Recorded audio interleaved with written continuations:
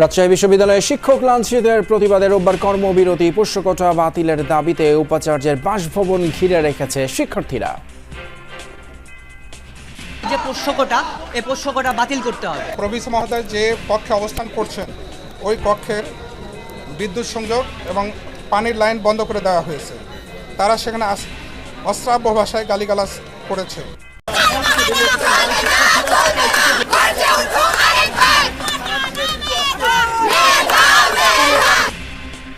রাজশাহী বিশ্ববিদ্যালয়ে শিক্ষক লাঞ্ছিতের প্রতিবাদে রোববার কর্মবিরতি পোষ্যকোটা বাতিলের দাবিতে উপাচার্যের বাসভবন ঘিরে রেখেছে শিক্ষার্থীরা।